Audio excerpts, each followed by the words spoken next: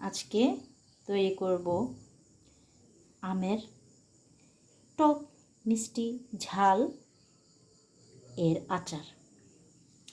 সবগুলো উপকরণ দেখিয়ে দিলাম, তাহলে শুরু করি। তো প্রথমে আমি আমার পাঁচফোড়নটাকে হালকা ভেজে মাঝারি ক্র্যাশ করে নেব।